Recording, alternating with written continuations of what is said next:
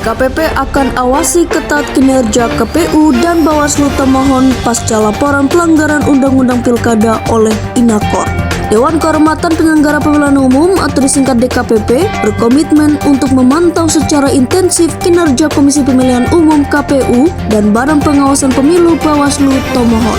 Langkah ini diambil sebagai respon terhadap laporan yang diajukan oleh LSM Inakor mengenai dugaan pelanggaran Undang-Undang Pilkada nomor 10 tahun 2016 oleh Wali Kota Tomohon Karul Senduk. Laporan tersebut disampaikan ke KPU RI, Bawaslu RI, dan DKPP pada Senin 2 September 2024.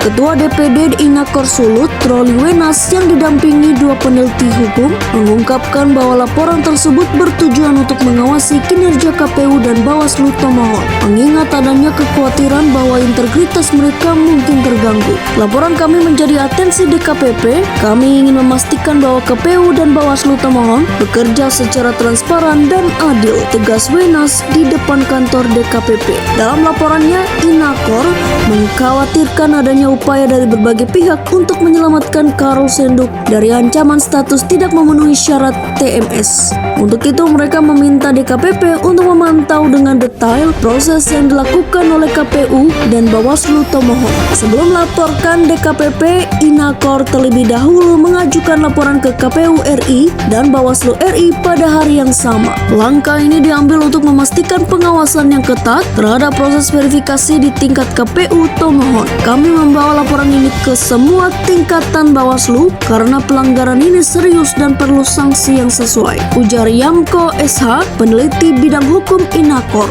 Inakor juga melaporkan pelanggaran tersebut kepada Bawaslu Kota Tomohon sebelum akhirnya melaporkannya ke tingkat Bawaslu RI. Menurut Yamko, laporan tersebut penting untuk dipertimbangkan sebelum penetapan calon wali kota Tomohon.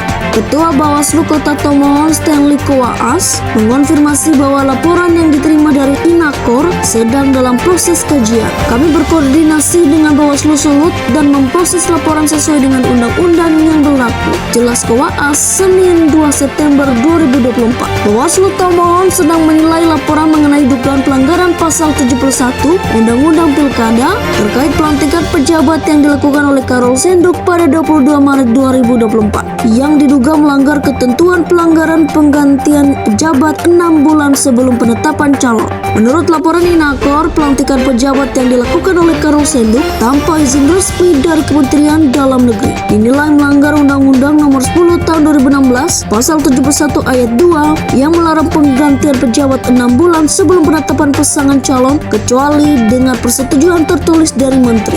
Inakor mendesak KPU untuk menetapkan status TMS kepada Karul Senduk.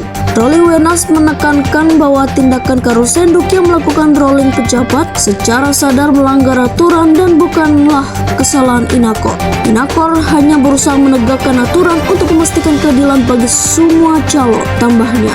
Surat laporan Inakor juga ditembuskan kepada Presiden Jokowi, Direktorat Jenderal Otonomi Daerah Kemendagri RI, KPU RI, dan Bawaslu RI untuk memastikan bahwa semua pihak terkait mendapatkan informasi yang tepat mengenai pelanggaran yang diduga terjadi. Dengan pengawasan ketat dari DKPP, diharapkan KPU dan Bawaslu termohon dapat menjalankan tugas mereka dengan adil dan transparan, serta memastikan proses pilkada berjalan sesuai dengan ketentuan hukum yang berlaku.